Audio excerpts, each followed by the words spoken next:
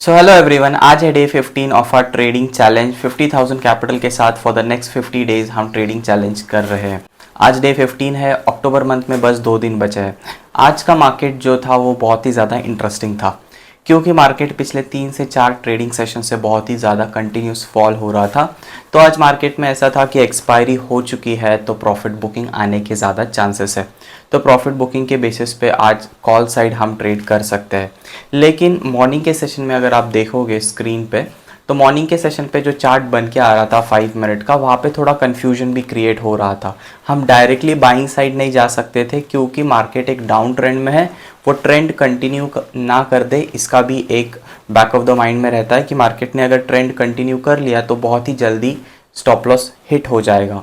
तो इतने down trend market में कॉल साइड जाने के लिए भी कंफर्मेशन लेना बहुत ज़्यादा ज़रूरी था। तो ऐसे टाइम पे हमने क्या किया, हमने मार्केट को थोड़ा वेट किया, मार्केट के फेजेस देखे। मार्केट के फेजेस क्या होते हैं बेसिकली ये समझो। जैसे ही मार्केट ओपन होता है उसके बाद मार्केट एक बायर और सेलर को एक्टिवेट कर लेता है, और बायर और सेलर के एक्टिवेशन के बेसिस पे स्टॉप लॉस क्रिएट होते जाते हैं। हमारे पास इस मार्केट में ऊपर के लेवल पे जो मार्केट पिछले 2 से 3 दिनों से फॉल हो रहा था, या फिर हम कल के ही मार्केट का चार्ट लेके, हमारे पास उसके स्टॉप लॉस ऑलरेडी थे, क्योंकि मार्केट अगर फॉल हो रहा तो सेलर एक्टिवेट थे।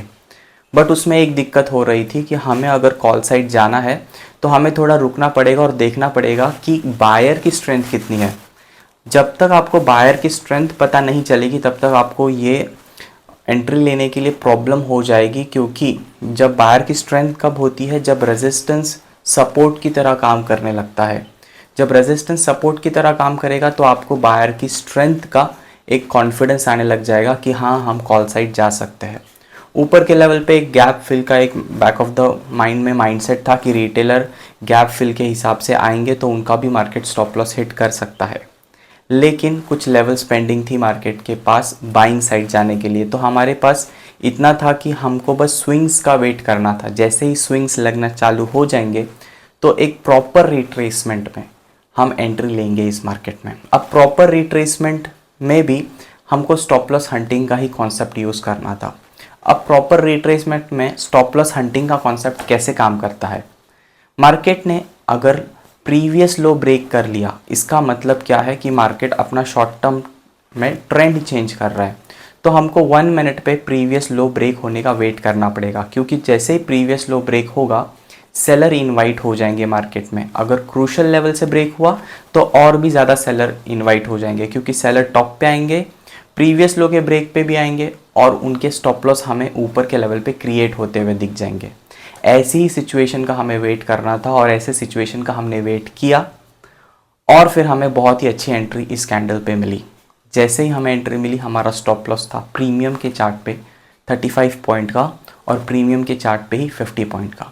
हालांकि हमने स्टॉप लॉस और टारगेट स्पॉट के चार्ट पे भी हम प्लॉट करते हैं, लेकिन हमें प्रीमियम के चार्ट पे पॉइंट्स डिफाइन होनी चाहिए, जिससे एक प्रॉपर स्टॉप लॉस और टारगेट पता चल जाएगा।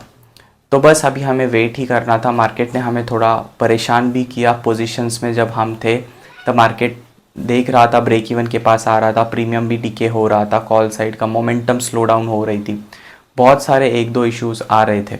बट एक बार ट्रेड ले लिया तो उसके बाद ये सारी चीज़ें is a part of trade management. आपका ट्रेड मैनेजमेंट ऐसा होना चाहिए कि either you will take stop loss और you will take target. In some cases हम ब्रेक इवन पे भी एग्जिट कर लेते हैं अगर स्टॉप लॉस को ट्रेल किया तो, और दिख रहा है कि मार्केट ड्राई हो चुका है, मोमेंटम स्लो डाउन है, हम ऑप्शन बायर है, तो हमें फिर ब्रेक इवन पे निकल जाना पड़ता है। ये कुछ कंडीशंस है ब्रेक इवन पे निकलने की। बट अपार्ट फ्रॉम दैट हमें कभी भी टारगेट लेके या स्टॉप लॉस लेके ही जाना चाहिए। तो पहला टारगेट तो अचीव हो गया था, उसके बाद थोड़ा सा मैंने और वेट किया। वेट करने का एक रिवॉर्ड भी मिला, और जो टारगेट एक्सपेक्टेड था, पहले 1:1 का टारगेट रेशो रखा था, उसके बाद उसको थोड़ा सा और स्ट्रेच कर लिया। मार्केट अपना डे हाई ब्रेक करेगा उसकी प्रोबेबिलिटी बढ़ चुकी थी, क्योंकि स्टॉप लॉस अवेलेबल थे डे हाई के ऊपर।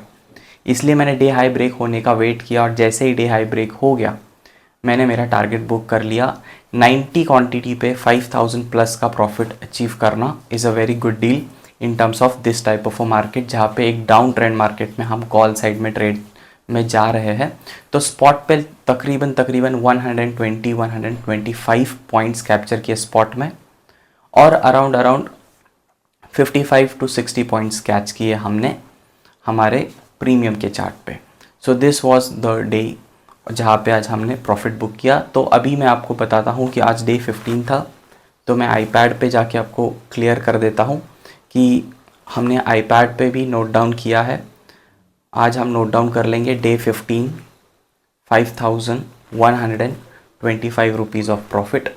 सो और 2 दिन बचे हैं अक्टूबर मंथ के, उसके बाद मैं अक्टूबर मंथ का PNL आपको बताऊंगा, क्योंकि ट्रेडिंग चैलेंज चल रहा है।